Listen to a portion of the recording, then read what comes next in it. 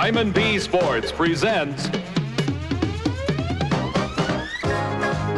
the American Sports Cavalcade with your host, the Tennessee Cowboy, Ed Bruce, and Brock Yates and Steve Evans.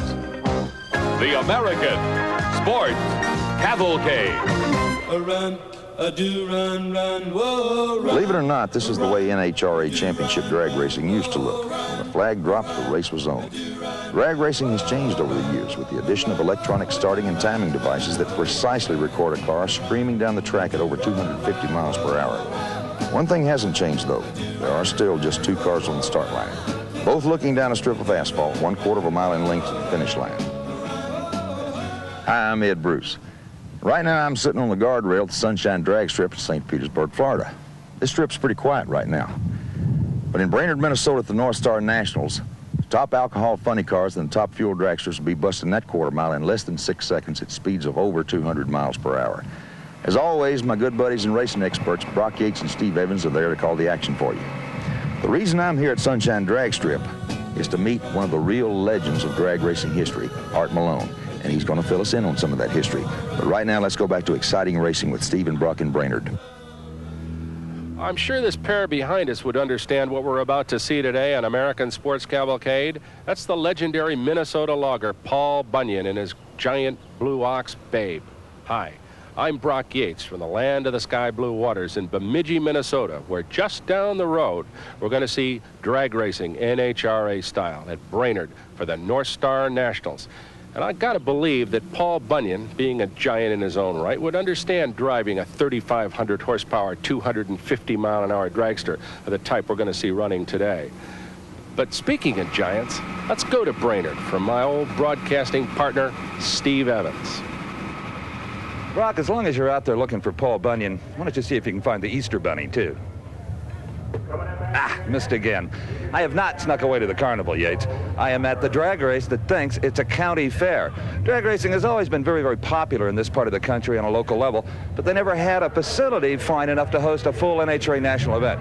They do now, since last year. Brainerd International Raceway turned the front straightaway of the road course into one of the nation's finest drag strips. And in only 2 years, this event has become the biggest race that Brainerd Raceway hosts any time during the year. There's hundreds of acres for camping, and thousands of people have taken advantage of that, and many of them camping for the last 3 nights. You look around here, and it really does have a county fair atmosphere. All the food and refreshment stands, the souvenir stands are run by the local business people. Tremendous community involvement. They're just finishing up the final time trials, and I've still got time to maybe win a little bear here to take home for the little lady. See you back here at the track. I need some more balls over here. I'm not done yet. Well, while Evans practices, let's go back to a couple of days earlier in qualifying here at Brainerd when Gary Beck electrified the crowd with yet another one of his record-shattering runs, 5:46, 253 miles an hour. Earlier, Steve talked with Gary about his speed secrets. Gary, I never turned down an invitation, so here we are to learn a few of the speed secrets as to why you're running so well at this track. Yes, Steve. Well, I'm glad you come by to show you what we're trying to do here at Brainerd this weekend. And there's really 4 things that we should talk about. And, well, really, you know, we know the car can run 5.4 elapsed times on very good racetracks. Well, Brainerd here is, you know, is certainly a very good racetrack, but I think as the racers, they don't call it an excellent traction racetrack. It's sufficient, but what we try to do is help the racetrack out and create our own traction. So we've done the 4 things to the car this weekend to try to keep it to run the 5.4s. So far, it's working. And they are.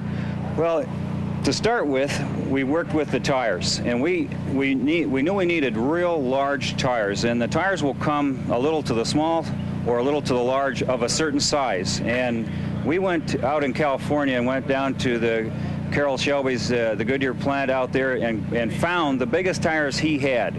I would say these tires here in rollout, the measurement around the tires, a good 2 inches bigger than any of the other cars here at the racetrack. And if you look over at Larry's car when you have a chance, you can visually see the difference in his set of tires. We couldn't get big tires for both cars. We got only one set here. They're on our car here today. We also went to Centerline and got some rear rims to accent the tires. So we've got a very good traction combination in the tire area.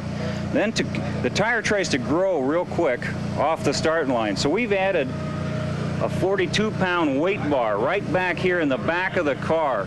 That allows the tire to stay flatter just a little longer off the launching pad, and it creates so that you can carry that launch out to half track. That also appears to be working. We're not spinning the tires off the pad near as much as we did last year when we were here. And then we've gone into the clutch, and we built a clutch special here for Brainerd that operates a little softer and through all the way through low gear, and goes and is still capable of locking up tight down in high gear. And as you can see, the car ran 253 miles an hour, so you know the clutch is locked up real good. Now with the inspection cover off, you can adjust that clutch between rounds for changing track conditions. You know, very seldom does a racer share this kind of information with us, and we thank you, Gary. Well, it's not a big secret to anybody. Most of the racers come over here, they watch and know what we're doing. They ask our clutch people what kind of parts we're buying, so they know that. They can see the weight bar on the car. The tires, they play with tires too, big and small. It's not a big secret, but we went a little extreme and got a real big set, and so it's you know, there are some things there, but it's working nicely for us. Thanks again. All righty. As always, Gary Beck trying to outthink the competition as we see Doug Kerhulis from Bakersfield, California, coming to the line for the first round of Top Fuel competition. Stay with us.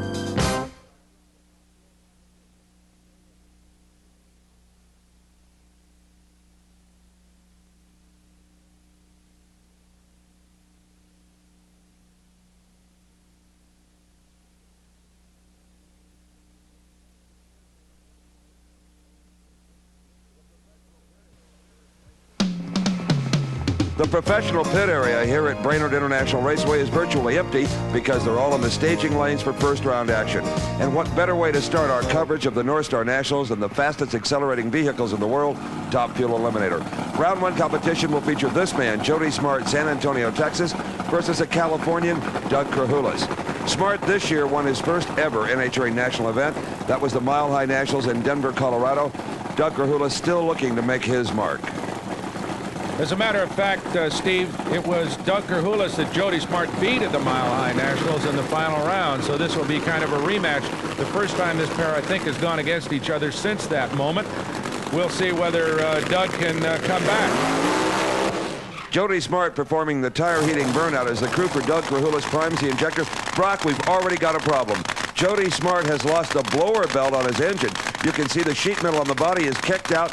Jody Smart will be a loser here in the first round for mechanical reasons. That's a shame, Steve, because that belt often is an Achilles heel on these big blown engines, and nobody seems to have been able to solve the problem. So it'll be a single pass for Doug Kerhulis. Naturally, he'll be going for best time in low ET because he gets lane choice in the second round. Brock, it'll be interesting to see if indeed Kerhulis makes a full pass here on the quarter mile at Brainerd. He is not overburdened with spare parts. He may save his equipment. Jody Smart is out of his car in a safe location. You were talking about the blower belt earlier. Sometimes, Brock, that is just an indicator of other problems. There's the belt in the official's hand, an indicator of a C supercharger or another malady with the motor. Occasionally, you're right, the belt does break, but generally, it is caused by something else. Well, no matter what, Steve, it's a tough break for Jody Smart. Is one of the best liked guys in the Top Fuel ranks, a very popular man who runs a big wholesale parts warehouse for speed equipment in San Antonio, Texas. As Doug Kerhulis backs up to the line, earlier Steve had a chance to talk with him. You got a brand new car, Doug. Give you a little extra confidence? Yeah, well, it did. We've been having a lot of problem here, Steve. In the last two races, it's been running 580s, and it did that on the hill at Denver. So we blew an engine up yesterday. It didn't go into high gear, so we're having a little bit of problems. We put a new engine. It should run good, but the car is excellent. Just the air-fuel ratio is not quite right, so we put a new 1371 blower on it. Should burn the fuel a little better. Back to the line where Doug Kerhulis will make a single pass, and as Steve said earlier, the question is, will he try to run hard or will he take his chances on the second round lane choice? As Jody Smart watches, Steve, tough break. Got to be frustrating for Smart. You heard Doug Kerhulis say, Brock, he put a 1371 blower on. Here goes Doug Kerhulis. and he lifts off the throttle. I had a feeling he would do that, Brock. You heard him say that he blew an engine yesterday. He is just not overstocked with parts and pieces, and this could become an endurance contest before the day is over. For Jody Smart, however, he'll be in a position to loan parts because he's out of competition. Well, let's go to the next pairing here in the first round at Top Fuel. Gary Ormsby will go against a man we've heard an awful lot about in recent months in Top Fuel ranks, Joe Amato, the Pennsylvania speed shop and speed equipment operator who's been so successful recently. Indeed he has. He was an alcohol dragster racer for a number of years, and believe me, he was not greeted with open arms in Top Fuel because the guys knew he would adapt very quickly. A lot of the drivers we'll be seeing today, Brock, race for a living. For Joe Amato, it's a hobby, one he enjoys very much. It's kind of his golf course, so to speak. Well, he sure does play par golf on this particular quarter mile. The man is very quick and very consistent, as we see Gary Ormsby doing his burnout. This is the first year, Brock, that Gary Ormsby has joined the national tour. He's a car dealer from Roseville, California. So in all, Steve, we've got a pair of relative newcomers in terms of the Top Fuel ranks here at Brainerd, and the fans will be interested to see how this pairing goes. Ormsby versus Amato. And I suppose you got to consider Joe Amato the favorite among the two. Earlier, Steve had a chance to talk to his competition. Gary's got to be a big thrill to finally, after all these years drag racing, to be out here really with the big boys and the big girl. It is. We got the good crew now, and everything's going good for us. All right, tell me about this first round race. We feel confident. He qualified a little better than we did, but we'll step up this round. We found our problem in qualifying, and I think we'll step up, and I think we'll get there first. Okay, is there a difference in lanes, do you think, Gary? It doesn't seem to be. We ran both lanes, and it seems to be pretty even, both lanes. Now, Joe has lane choice. Which lane do you think he'll put you in? I believe he'll probably put me in the left lane, which is fine. We ran our best run in the left lane, so it doesn't make any difference really to the lane. Are you intimidated at all by, let's say, a guy like Amato that's won 2 races this year, or a 3-time world champ like Shirley, now that you're finally really getting to racing in the big time? No, it doesn't make any difference to me who I run. I don't pay attention to who I run. How long have you been doing this? Since 1964. Another overnight sensation. Yeah. Another overnight success. A nice guy, Brock Yates, from Northern California, and believe me, very popular around Sacramento and San Francisco and the Los Angeles area drag strips, Gary Ormsby. Well, this is kind of an east versus west competition, Steve. It's interesting to note how complex the lane choices are in this kind of drag racing, that the thought that goes into either choosing it yourself or being given it by your competition. Ormsby staging in the far lane. He was right. That's where Joe Amato put him. A good drag race, side by side, but it is Joe Amato at the far end. Amato at 5:63, an impressive elapsed time, 247 miles an hour. Let's see if anyone had an advantage right off the mark. Well, if anybody, it was Joe Amato in the near lane, but they both made a fine start. Very little tire smoke. The car's running straight and true down the drag strip, but Joe Amato establishes himself through just sheer horsepower and advantage over Gary Ormsby and wins by a little over a car length. Well, next to Gary Beck, who's running in another time zone, Joe Amato is the quickest car in Top Fuel. That was a 5:63. 5:60, that's our fastest time of the race here. We're really, the car's running good. We ran 4 5:60s in qualifying, and Timmy just has the car tuned up, and it's just, you know, performing flawlessly. We only put 1 piston and 2 rings in all 4 passes. So we're just trying to keep it dialed in and, you know, go 1 round at a time. We have to run Shirley if she beats Snow this round, and she's going to be tough. And then hopefully when we get to Beck in the final, he's going to have an easy final because he just got by the guy we thought could beat him, Jody, just broke his blower belt, which is bad luck. But that helps us in the points because Jody's in front of us too. So all the people that are in front, as long as they go out, it'll definitely help. Here comes your coup. Congratulations. Okay. A happy man, Joe Amato, here at Brainerd, Minnesota, and we'll be back with more first round Top Fuel action after this.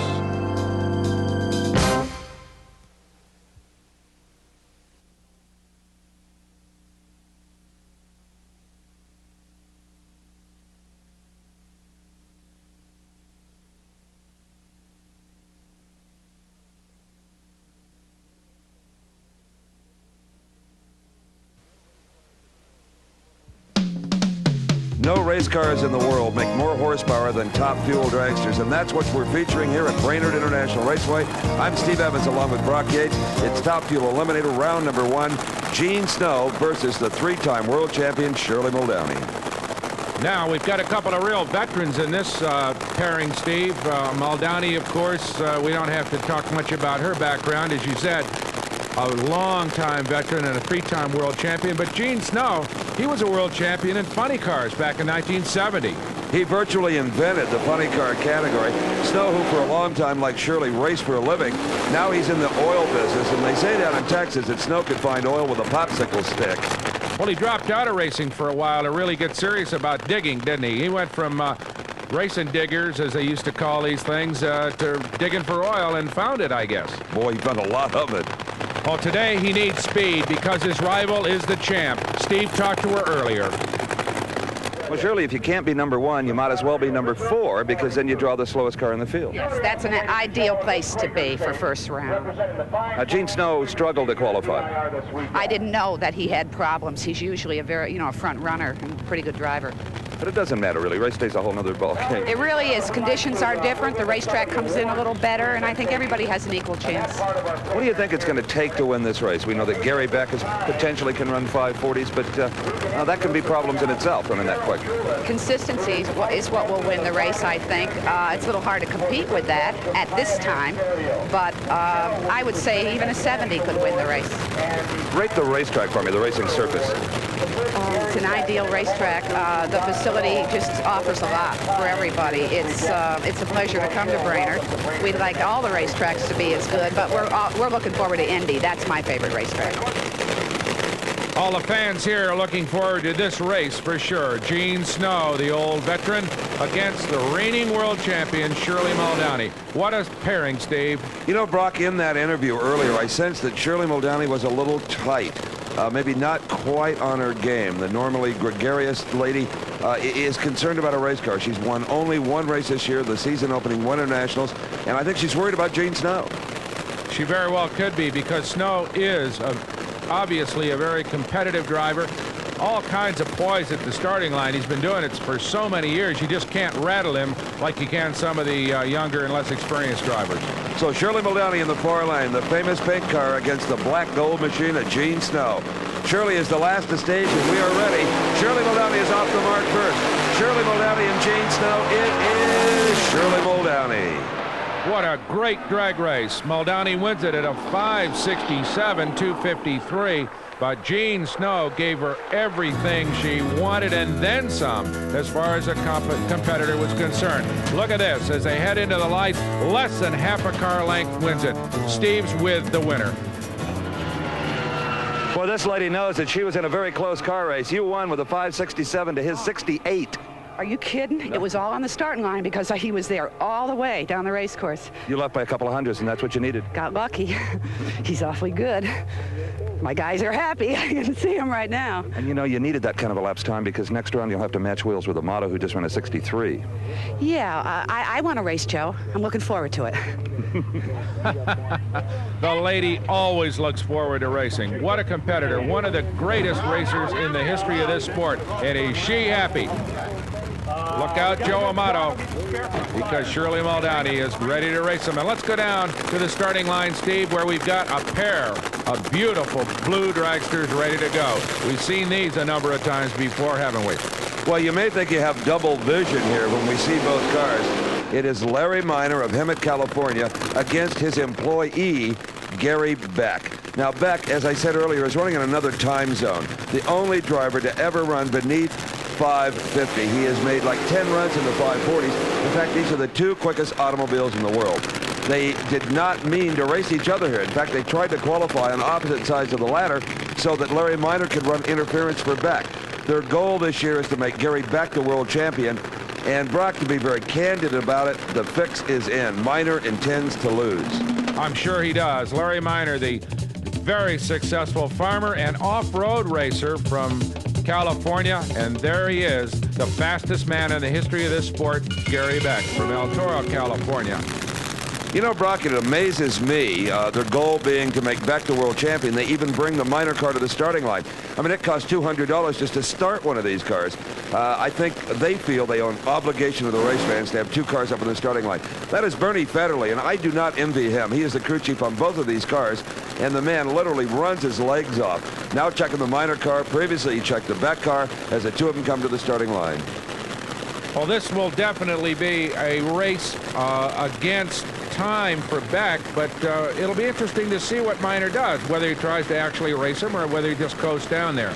What he loves to do is race Gary Beck for the fun of it and lose. Well, he's only been driving these things for a couple of years. Wait a minute. Hold it. Gary Beck's car never even left the starting line. Apparently a problem. This is deja vu. A repeat of the Cajun Nationals. We have in the near lane a reluctant winner here in the first round. Gary Beck had a problem. Lord knows what it is. Larry Minor wins and didn't want to. At 34 miles an hour. An incredible turn of events here. And we'll be back to find out what happened to the Minor Beck team after this.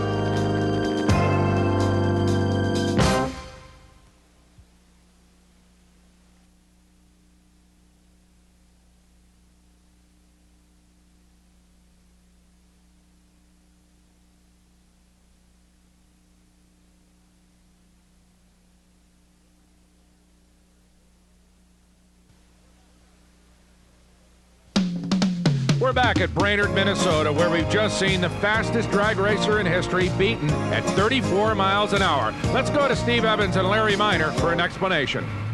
Well, Larry, I know you wanted to go up there and have a good race with Gary and see Gary get the points, but again, it just doesn't work out. I don't know. There's something about it. I don't know what happened to Gary. I don't know what's wrong. I just don't know.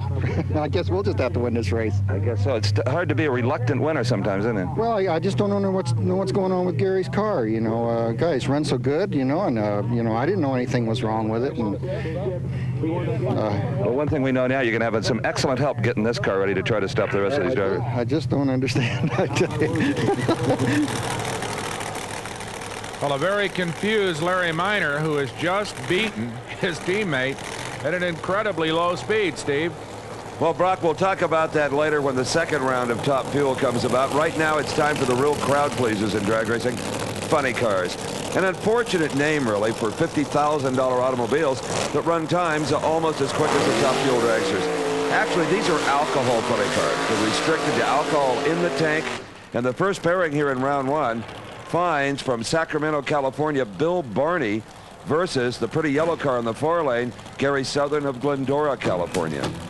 This is Gary Southern. He is a tree surgeon by occupation. Someday I knew I would meet a tree surgeon.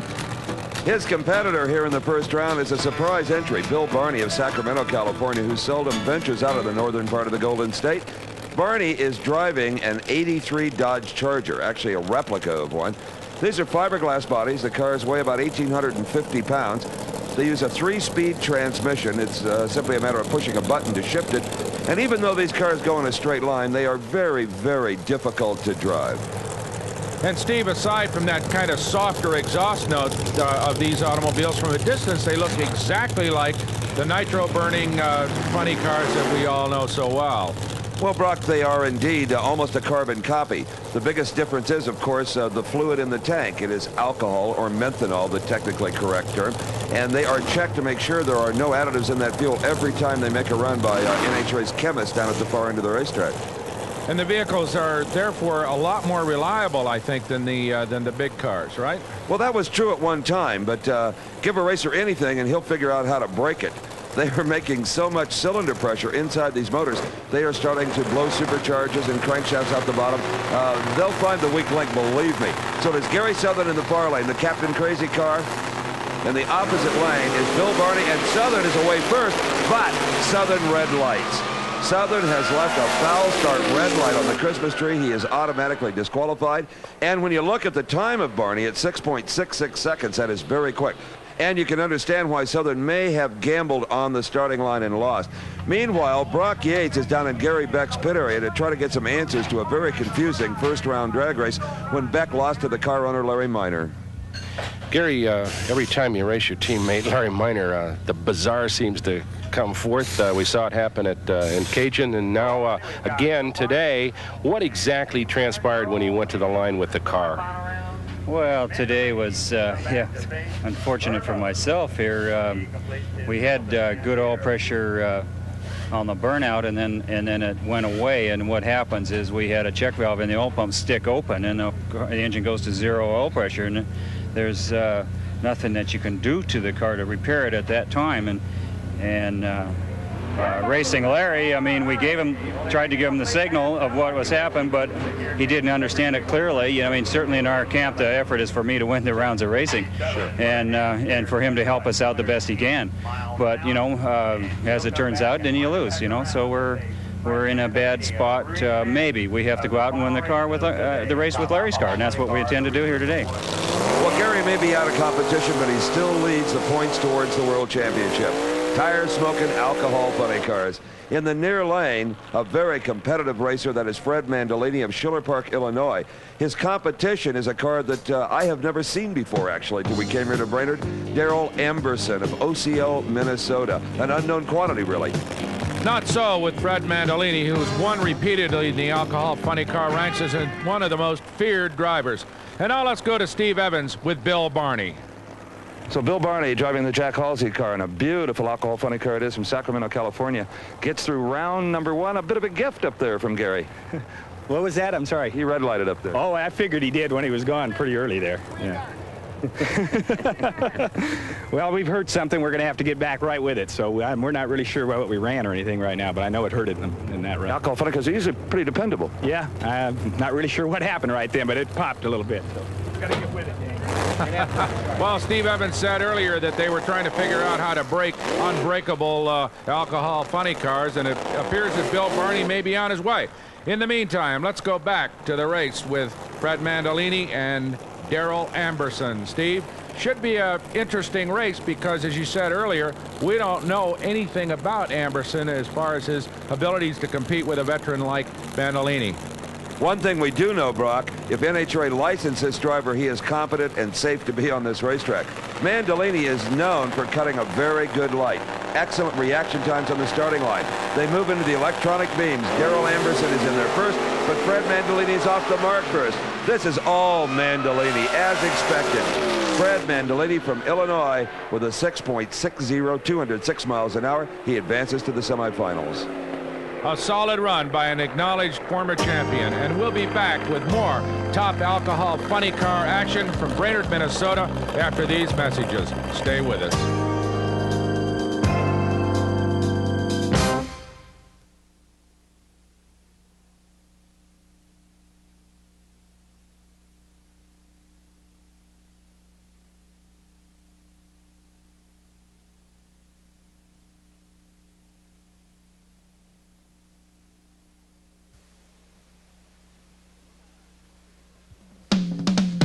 We're back at Brainerd, Minnesota, the Northstar Nationals, where we've seen some wild alcohol funny car action. Let's go to Steve Evans with Fred Mandolini. Well, Fred Mandolini's crew got down here in a hurry, and they're already headed back to the pits. This has got to be the greatest season of drag racing I could ask for you so far. Nah, we've been doing fairly well. Yeah, I'll say. The man to beat, though, is right there. Talking about Ace Manzo. You got it. That looks like the man to beat at this race, I'd say. As far as consistency and stuff, Frankie's about the best here. And at what point could you get him if you continue? I won't see him till the final. If we get that far. If we get that far. Tell me about this last race. It seems like it's down on power quite a bit. I'm not sure what's causing that either. It could just be the air. It's pretty hot and muggy today. Boy, it sure is. We'll see you down here. Hope to see you later. So as Fred Mandolini heads back to the pits to get ready for the next round, this is the man he was referring to, the automobile of Ace Manzo, actually Frank Manzo from Morganville, New Jersey, Steve, and he too is one of the very best in this league of racing. Yes, he is, Brock. In fact, he wears his credentials as the number on the car. Number 2 means he was number 2 in the World Championship last year. His competition, and believe me, I've never seen this car before, it is Jim Nielsen. And if there's a long distance award, Jim gets it. He's from Kona, Hawaii. Yeah, you got to wonder why Jim came all the way to Minnesota to compete. You know, there are a lot of big races in California that only be halfway as far away from home as this one, but The Night Witch of Jim Nielsen, a very interesting looking automobile, and Jim, kind of an unknown quantity here, come a long way from home to race one of the big names in alcohol funny cars, Frank Manzo from Morganville, New Jersey, number 2 in the world right now in this category, Steve. As we look at the Night Witch from Kona, Hawaii, Brock, drag racing is very popular in the islands. In fact, there are 4 tracks, and instead of a trailer, you need a boat, really. Because the tracks are all on different islands, the most prominent of which is Hawaii Raceway Park outside of Honolulu. But you know, you can race all you want regionally in your own hometown, but until you've been to an NHRA national event, you really haven't been to a drag race. Nielsen's car actually started life as a 1982 Corvette, and there is some resemblance down in there somewhere, Steve. Well, a little more resemblance here, Brock, to an 83 Trans Am. This is as fine an alcohol funny car as you could build. No expense has been spared on this automobile. And I would tell you, it's probably self-supporting, the amount of money that Ace Manzo won last year. An incredibly successful alcohol funny car racer. Manzo is in the construction business in New Jersey. Jim Nielsen in the left-hand lane. I hope he owns a travel agency. Coming all the way from Kona, Hawaii has got to be expensive. Ace Manzo, the heavy favorite here, just based on his past history in drag racing. They move into the electronic main stage and ready the flash of the tree. Ace Manzo, an automatic winner. The gentleman from Hawaii left too soon. Manzo wins it at 6.62 seconds, 206 miles an hour. And again, much like Gary Southern, that was kind of a calculated red light. Manzo was so much quicker in qualifying that Nielsen just had to try to get the advantage if he was to stay in this drag race. Well, back in the starting line area, already fired and ready, is Vern Motes of Des Moines, Iowa. You talk about veterans. Mote has been drag racing for 25 years. He's going to get a gift here in this round as his competition, Jack White, has not shown up. Brock Yates is down in the pit area to try to find out why.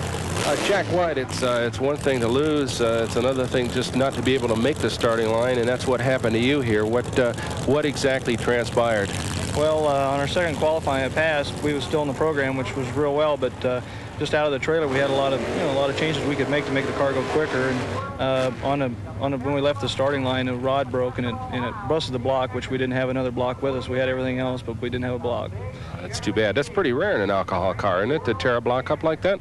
Yeah, usually this is the second time it's done it, so we've got a problem, something that we're going to have to find and see what's causing it. I've had several runs on that motor, but we checked it all over before we came up and stuff, and we've got something we're looking over, something that's causing it. So you just you knew yesterday, as of yesterday, you were out of the show, huh? Yeah, right. Yeah, we checked around for blocks and stuff. Most of the guys that come here is going to use up, a lot of their parts too, so you don't want to part with anything that they're may need later on in the race. Yeah. Well, it happens to everybody, the best of them, and we're sorry it happened to you, Jack, but we'll hope to see you back here soon. We'll be back. Thank you very much. Well, unfortunately, the cost of running an alcohol funny car is going to rise very quickly because they're going to have to start carrying spare motors, much as the pros do, if they're going to stay competitive. Now, Vern Motes, you talk about competitive. This man has recorded some of the quickest elapsed times ever seen in this category, and that is truly amazing when you consider 2 years ago he was in a hospital in Florida after a very bad crash. One of the most serious in drag racing history, people say, but now he's fully recovered and back to full effectiveness at the wheel of his alcohol funny car. So, Vern Motes, a single run this time. Let's go to Steve Evans with Frank Manzo. Well, Frank, everybody coming down here is complaining to their crews, no power. I wonder if it's just the weather change. I think the weather's a lot to do with it. The high altitude's hurting us alcohol guys a little bit. We've been trying all weekend. This is the 5th run on the car. We run between 664 and 661. No matter what we change, just stuck on 62, 61. Maybe if I just get a little better driving, we could win the race with a 61. Fred Mandolini says you're the guy that beat here today. Well, he's low ET and #1 qualifier. Low ET first round, he's #1 qualifier. So I think he's the guy to beat. Mutual Admiration Society here as Vern Motes gets ready for a single pass. But again, it's critical because they do get lane choice based on ETs in these particular runs. Is that right, Steve? That's exactly right, Brock, and it's up to the racer. He can idle down the racetrack or he can run 215 miles an hour. It's his choice. Will he go for lane choice? Is it that important? I think it is. Let's see what Vern decides. Good luck. He appears to be going for it. Vern Motes shifts into high gear, absolutely going for it. a lapse time of 6.67. That will probably give him lane choice. So the big guns in alcohol funny car go into the semifinals. Moats versus Mandolini, Manzo versus Barney. Now let's go to Ed Bruce in St. Petersburg, Florida. He's with one of the former greats in Top Fuel drag racing. Top Fuel dragsters. Oh, they are fast. The first really high performance category in drag racing, I guess. Doing what I do, it's not often I get to sit here with a legend. If you've ever been to the drag strip, you know the name Art Malone. Art, good to see you. Good to be here with you. Thank you. How did you get started in drag racing? Well, in 1959, my lifelong friend Don Garlitz was burned in a Top Fuel accident, and I took over the driving chores for him for about 6 months, and then built my own car with a partner, Al Williams, in Wichita, Kansas, and shortly thereafter bought him out and went on my own. When did the Top Fuel dragsters start? Top Fuel probably started in about the middle 50s, as far as I know. I became involved with it in 59 and carried on until about 1970 as a professional. We're going to get back a little bit later and tell you about some of the things that happened with Art in those first few weeks of drag racing in Top Fuel dragsters. But right now, we're going back to Brainerd. Thank you, Ed. No question about it. Art Malone was one of the greatest drag racers of the 1960s. We have the greatest drag racers of the 1980s here in Brainerd, Minnesota. We'll be back with more action right after this.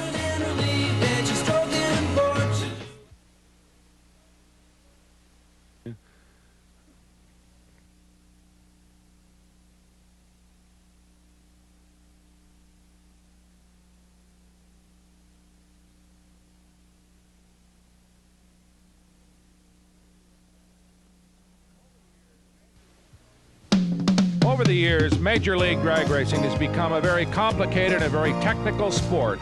Steve Evans is with a man who makes sure those complicated rules are enforced.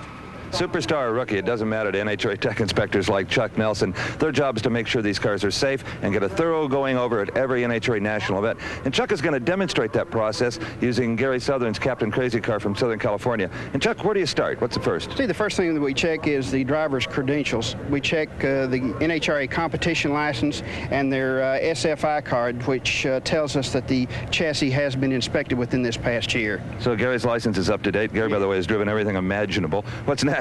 From there, we do record the SFI card, as I say, to justify the certification the past year. From there, we go into the actual inspection of the car. We begin at the front suspension to check for the lock nuts, cotter keys, and so forth to be sure that the suspension is mounted correctly to the car and there's no excessive wear. Okay, what's next? From that standpoint, we move further on back. We check the one of the very important items is the fuel shut-off system, which the driver can activate from the driver's compartment. This controls the fuel actually going to the engine. From there, we go on back to the supercharger blower restraints, these items here that we're looking at.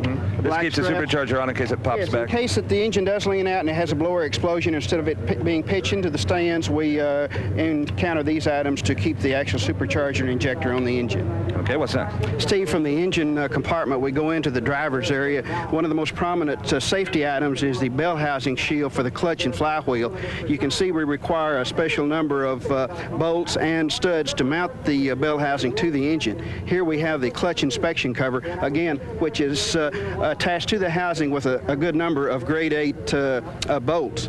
Back from there, we go into the actual transmission, which takes the power of the engine to the wheels. This is the Lenco type that the driver will shift a couple of times. These are the shift levers. The transmission is protected, or the driver's protected from the transmission with a special ballistics blanket. From that item, we move on further back to the actual driver protection in the shoulder harness, seat belt, and what we call the crotch strap. All these items, as you can see, are wrapped with special protection in case of fire, to where they won't burn away. They will still retain the driver into the car. It's important that all these be in good shape. Oh, very much so, yes. Sometimes these items have to be changed as much as 3 or 4 times a year, depending on the wear that the car actually gets. Okay, what we got here? From there, we go into the actual driver's compartment. It doesn't seem to be very much there, but of course, we do have to protect him in case of upset from his helmet striking the bars from concussion in that area. That's what this padding here is for. And of course, the frame and the rest of the cage protects him in case of upset. From there, we'll go on back to the fire extinguisher system, which we require to have about 20 pounds of special Freon mix mix that goes into these extinguisher systems. About 15 pounds on the engine and compartment, and 5 pounds on the driver. And the brakes? The brakes are very, very important. Of course, they only have them on the rear, and they're the special spot disc brakes, in addition to the parachute that the driver uses with the car. And what about the body on one of these cars? Well, the body's very complex. Let's step over and take a look at it. It's made out of fiberglass. It's all made out of fiberglass, as you can see. Trimmed, of course, in aluminum to give it strength in extra areas. It also has the, I don't know where you can see it back in there, but the items that protect the driver against the fire coming back in the driver's compartment. So you have to have a seal for the body to the chassis? Yeah, it actually seals the engine out of the driver's area. In other words, for the fire system to work properly. You even got windows in the firewall? Exactly, yes. That lets the driver see at the first notice whether they've got a problem or not. From there, we make a measurement across the front axle of the car to be sure that the body is wide enough. Other than that, there's no other measurements we make on the actual body itself. Do you expect the driver's gear as well? Oh, yes, very much so. This is the most important part. I see he has one of the new helmets here with the double visors on there. This particular item has got the sock that fits over the driver's head. It has a number of layers within the fire suit. I don't know whether we can see it too well here or not. The fire suit itself is extremely thick. 5 layers? Yes, at least, yes. And they're all identified. Oh, yeah, the boots, along with the gloves, are all the same system, 5 or 6 layers of the no-mix material. Fits very snugly and very hot, I might add, even before he gets in there to drive the car. It's worth it, though, for the protection. Oh, he's got to have it. He's got to have it. There's no doubt about that. Well, as somebody warms up one of these funny cars nearby, we'll let Chuck continue his inspection of Gary's driving gear. And really, this was just a demonstration of the process. It's far more thorough and rigorous than even we showed you here right now. Okay, Steve, and let's go back to the starting line where we're going to see some of the most interesting and colorful automobiles at Brainerd. The competition eliminators. Boy, anything, you name it, you race it. For example, this little machine started life in 1923 as a Model T Ford. But Mick Stanley of Winnipeg, Manitoba has done a whole lot to, in fact, about all that's left right now is a radiator shell, Steve. Big V8 stuffed in it, and all kinds of modifications done to the chassis, the brakes, the transmission, the roll cage, everything is different. And Brock, under NHRA's unique handicap system, Mick Stanley of Winnipeg, Manitoba, Canada is going to have to be a patient man. David Nickens of Houston, Texas in the 83 Firebird will leave the starting line first. Mick Stanley will have to wait for a few more lights and then try to catch him. It's all based on what they call the indexes. NHRA's computer assigns an index to every class in sportsman racing. It's what a well-prepared, well-built, well-driven car should run. Some can run quicker than that. Some can't even get close to it. In the case of both of these guys, they can run under that index.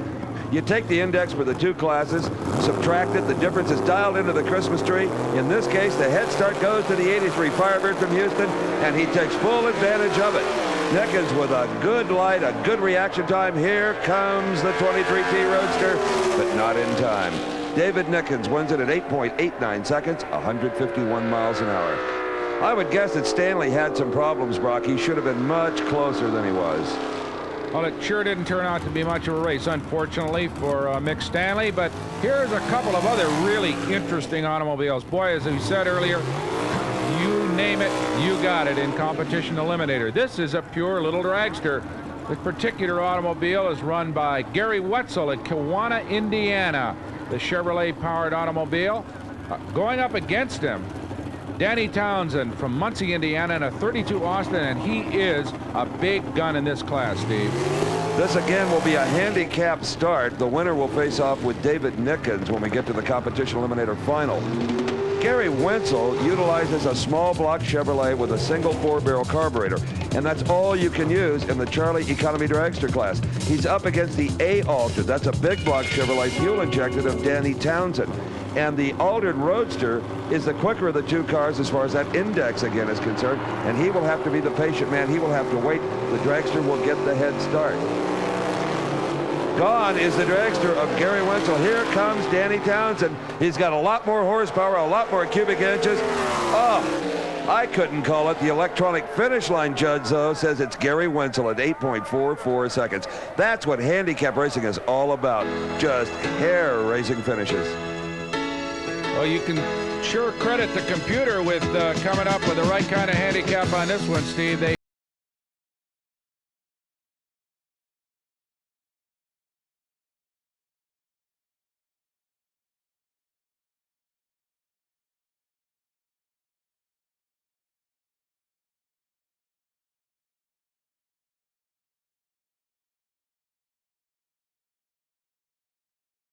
speed than that one. So Gary Wenzel goes back to the pits to get ready for his final round against David Nickens in the competition eliminator final.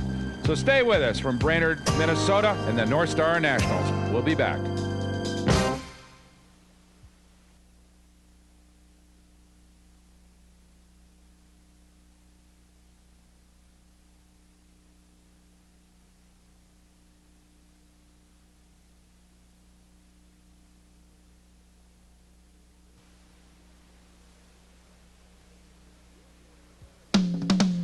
Usually here in the land of sky blue waters, hunting and fishing is the favorite pastime. Today it's championship NHRA drag racing. We're at the Northstar Nationals and just about ready for Top Fuel Eliminator. But first, let's go back down to Florida with Ed Bruce for some drag racing nostalgia. He's with Art Malone, one of the most famous drivers of all time.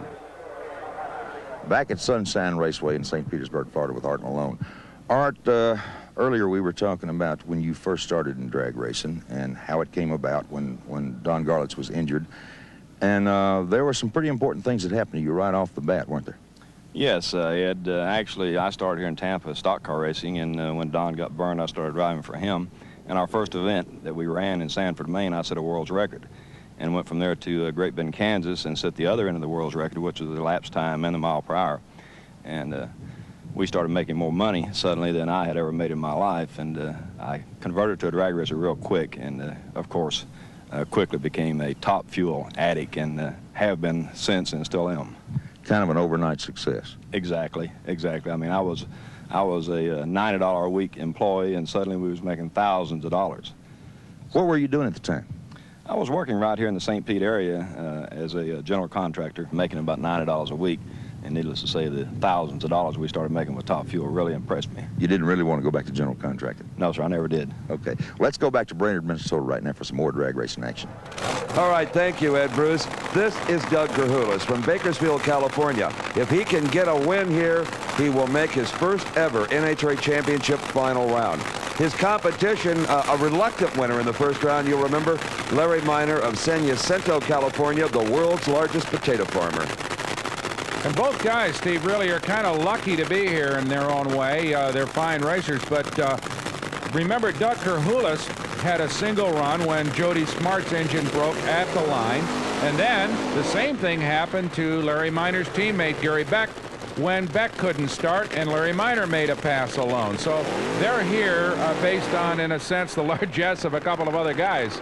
And Larry Miner, this is his first year as a Top Fuel driver. You mentioned off-road earlier. He has won the Baja 1000, but today he's concerned with only 1,320 feet. Well, he's turned out to be a very fine driver in drag racing. He's used to handling big horsepower automobiles. That's been his stock and trade for a long time. But to climb into an automobile that produces over 3,000 horsepower, as one of these do, takes an enormous amount of finesse. He's only been doing it for a short time. But, of course, he's had a great teacher in Gary Beck. Earlier, Steve had a chance to talk to Larry about his impending race with Doug Gerhulis. A lot of drivers race their entire career and never win one NHRA national event. Larry Miner has already won one in his rookie season of driving. He's got a chance today to win two. You got another advantage, actually. You got the quickest car in the world sitting over there, Gary Beck's machine. Would you take any parts off of that car? Maybe the tires Gary told us about? We didn't change anything for this round. Gerhulis hasn't been running that good, and we think our car can run better right now. If we get into the finals, we're probably going to take the engine and tires out of Gary's car and put them in mine. The chassis are very similar? The chassis are identical. The motor plates exchange, everything is the same. Okay, you need to get a little pumped up here. I know you kind of wanted Gary to win, but now it's up to you to carry that blue banner. Well, I think we can, you know, I'll get pumped up when I'm in the car. I'm down right now. I like to sit off to myself and try to think the thing out, see what I should do different. Well, there are those who'll tell you that the so-called Gary and Larry show is a bit of overkill with these two incredibly fast automobiles and a very heavily financed team, especially when they go up against a clear underdog like Doug Gerhulis. But Doug's run very well on occasion, Steve, and can't be counted out in this race. I would tell you what, Brock, if adrenaline was horsepower, Doug Gerhulis would go 600 miles an hour. He gets more pumped up before a drag race than anyone I know. And quite frankly, Larry Miner, as you could see in that interview before the race, is down. I wonder if he's ready for this confrontation.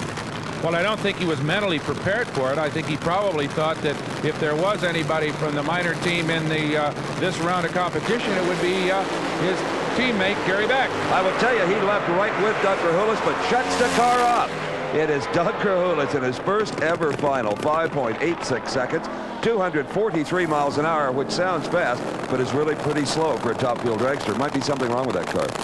Well, there certainly was something wrong with Larry Minor's car. He shut it down at half track.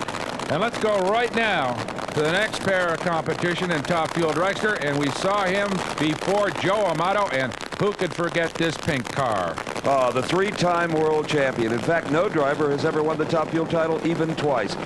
And very few people in life are known simply by their first name. But if you say Shirley to any motor racing fan in the world, they know exactly who you're talking about. Joe Amato, so impressive in only his sophomore season as a top fuel driver, and he loves to race Shirley Muldowney. Right now, a guy who's got to be pumped up is Doug Krahulis, and Brock Yates is with him. All right, Doug. How's it feel? First time, final round. It's there, right on the threshold. I'm telling you, this is first of all, we got to get first round.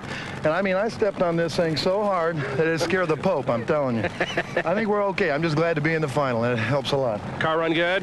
It wasn't too bad. What did this thing run? 586, 243 miles an hour. Not bad, huh? You take it, huh? It went better than 1370s, the way I look at it, you know. So we got a chance to do good. All right. Well, congratulations. Thank you very much. Okay, Doug. Okay, bye-bye. Krahulis referring to his 13-second shutoff run in the first round. Well, I'll tell you, Doug Krahulis marches to the beat of a different drummer. He and Shirley Muldowney are very good friends, and I'm sure that if he had his choice of these two, he would rather race Shirley in that final round just because they'd have more fun. Joe Amato, so impressive, though, in only his sophomore season as a top fuel driver. Well, I'm sure that Shirley will race Joe Amato like she races everybody else. She's almost machine-like at the line. But for Joe Amato, I think there may be a special motivation for him racing against the world champion. Joe Amato has a very special reason for wanting to beat Shirley Muldowney here in round 2, right? If I don't win this race, I'm probably not going to be able to go home, because my mother-in-law always watches TV and sees Shirley Muldowney beating this guys. And she always says, what am I? She's an old Italian lady, 72 years old, and she's always saying, what does she be doing beating you guys? She should be home in the kitchen cooking. And, you know, she's always on TV, and she wins and beats all the guys, and we're always going home. And every time I call home and ask about the race, she says, and she met Shirley, and she liked Shirley at California last year. She always asks, how's Shirley doing? And she says, was Shirley there? Did you beat Shirley? I mean, that's like, you know, if I call her and tell her she beat me, she can tell me to stay here and not go home. So I've got to do it just for her. Well, I tell you, if she had some of Shirley's lasagna, she'd be proud of that little Italian girl, too. Oh, I'm sure she's a good cook, you know. It's something I've got to do. Hopefully I can do it. Well, I'm sure the only thing Shirley's thinking about cooking right now is Joe Amato's goose, Steve, because he's up against a lady that just doesn't psych out on the line. And many people say she's the finest natural driver in big-time drag racing. Well, you know, it's interesting. I've asked Shirley that question, and she thinks Gary Beck is. But I'd have to agree with you, Brock, especially right off the starting line. Shirley Muldowney's car running better than it has since early in the season when she won the Winter Nationals. Shirley is away first. Amato smokes the tires. That could hurt him. They are side by side. It is Joe Amato. Shirley's car goes sideways on the light. She recovers quickly. Joe Amato wins it at 5:71. Shirley a little late with the chute, but this is a long racetrack, and Jerry Amato is one happy lady. Well, they travel everywhere together. They're a very close couple, and she just cheers her husband as hard as anybody ever has cheered a drag racer. She's delighted, Steve. And it was. Out of the car. He doesn't know who won. You won. My mother-in-law, that was for, boy, that was a close race, Steve. I think I was ahead of her most of the track, but she started to make a little move on me on the other end, and boy, it had to be real close. That'd be interesting to see that on TV. She left on you just a little bit. I didn't hear the time. I figured she was going to do that, because she has a clutch pedal, and we have a crawler glide, and that's worth a couple hundreds. We tried to tune the car up enough just to have that little advantage, and apparently we did it just enough. What did we run? I didn't hear the elapsed time, but I do know one thing. You've got Doug Krahulis in the final. Oh, well, this is the 4th race in a row we're in the final. I can't believe it. What a year. A very pleased drag racer. Not so Shirley Muldowney. Brock's with her. Looked like you almost had him in the lights. I had him all the way until the car, it burned one about 1,200 feet, and I felt it nosedive, so. It looked like from way up here that maybe you got a little bit sideways as you got in the lights. Not so? No, that was after the lights. Okay. I kind of just, she was moving pretty fast. A lot of top end, the famous Muldowney top end, but it just came a little bit late, huh? Yeah, well, when you've got 7 pistons, okay, and not 8, that was the difference right there, yes. Well, fantastic race. I'm sure a bunch of people sitting back there got their money's worth anyway. Yeah, I think everybody did. I'm glad to see that the fans will get their money's worth in the final. They'll see 2 cars actually race down the race course. Surprise. Okay, Shirley Muldowney. A little reference to the earlier action this afternoon. Shirley apparently not a big fan of the 2 blue cars of Larry Minor, but in the Top Fuel final, a couple of underdogs make good. Joe Amato will race Doug Krahulis. We'll be back in Brainerd right after this.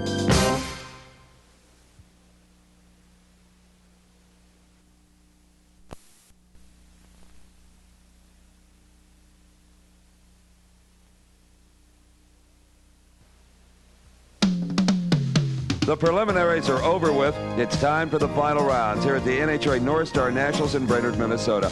I'm Steve Evans with Brock Yates and Ed Bruce, who's down in Florida. Brock, it's time for the competition eliminator final. This beautiful 83 Firebird of David Nickens from Houston, Texas, will be going up against the C Economy dragster of Gary Wenzel from Kewanna, Indiana.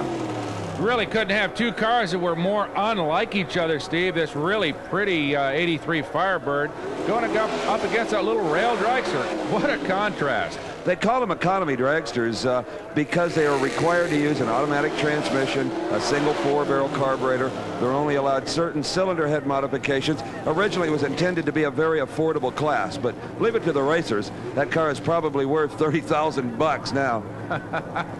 Well, that's the wonderful thing about drag racing, really, is I guess you could almost build anything and bring it to the races, and the NHRA will find a class for it somewhere. The Firebird has the advantage under the handicap system. The dragster trying to close.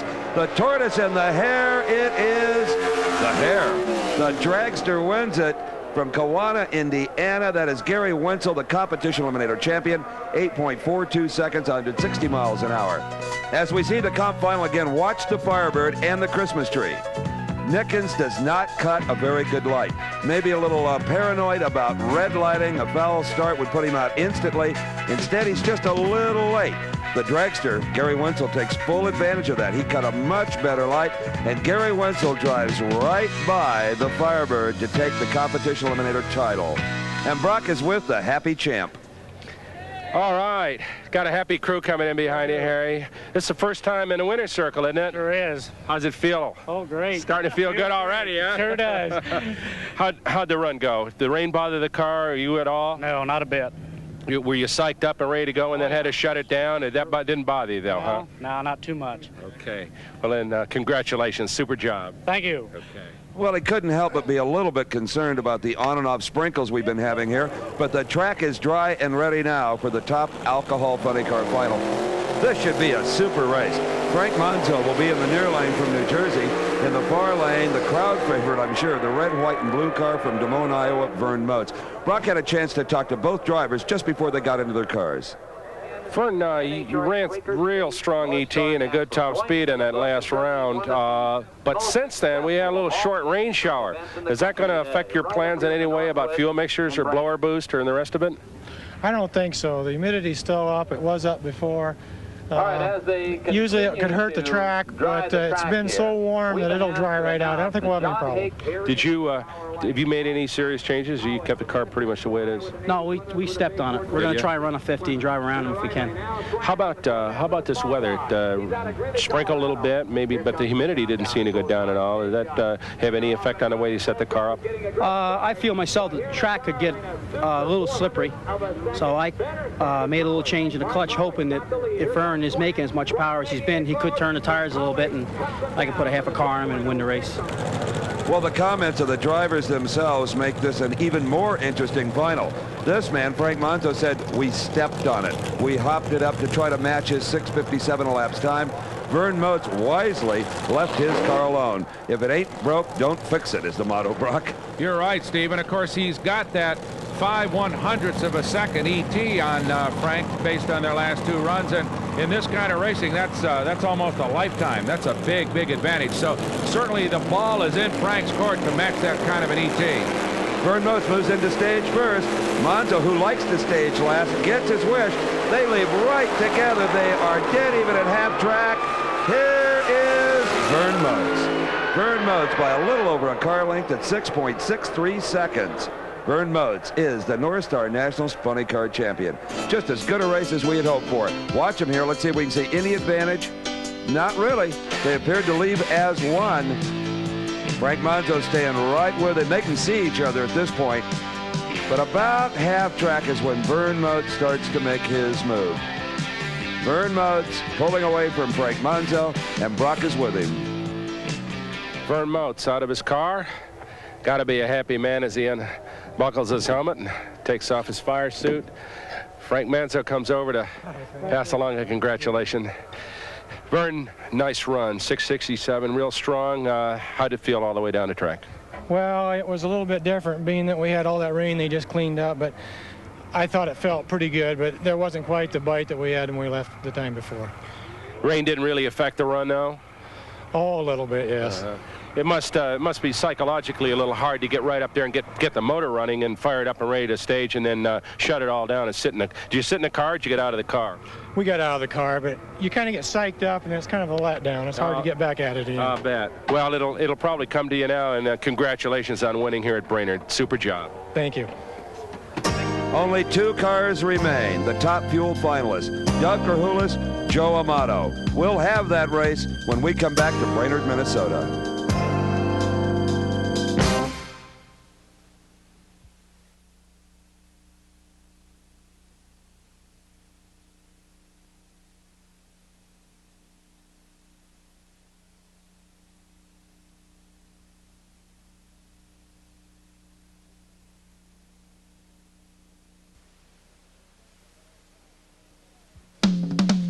We saved the very fastest to the last here at Brainerd, Minnesota, the Northstar Nationals Top Fuel Final. Steve, a pair of relative unknowns, but men that are going to make their mark in this sport very quickly.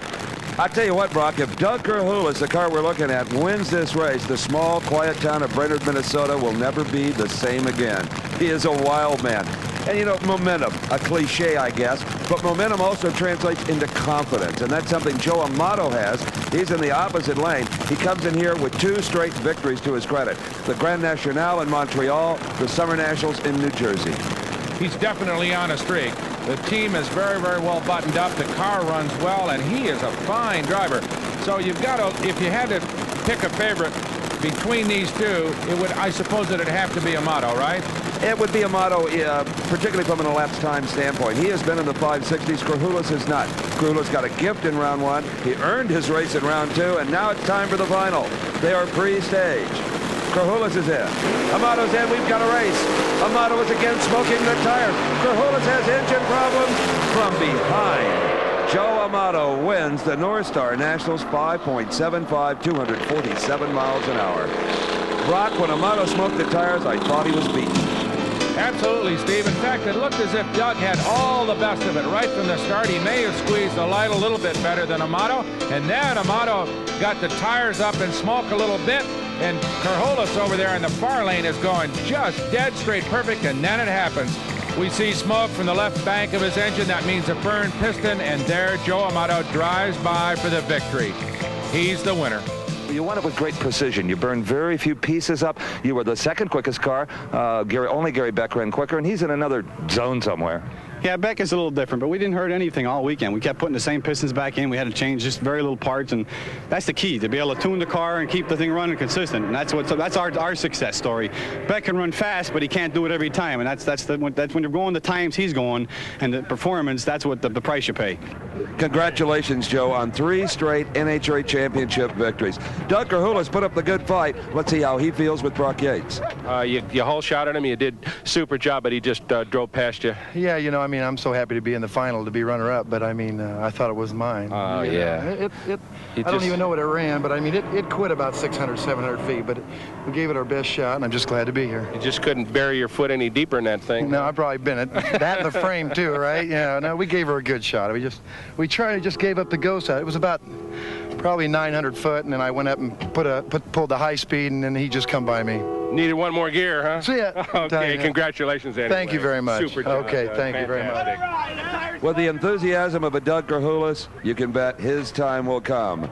Jerry Amato congratulating husband Joe, as Brock said earlier, a very close couple that truly enjoys their drag racing as a recreation. Joe Amato wins Top Fuel, Vern Moat's Alcohol Funny Car. Gary Wenzel wins Competition Eliminator. For Ed Bruce down in St. Petersburg, Florida, and Brock Yates, I'm Steve Evans. So long from Brainerd, Minnesota. The executive producer for American Sports Cavalcade is Harvey M. Pallage. Produced and directed by John B. Mullen. Promotional consideration provided for and a fee paid by the Style Auto World Championship Team, the nation's premier source of fast lane fashion. Style Auto, the champion's choice for the style of your life.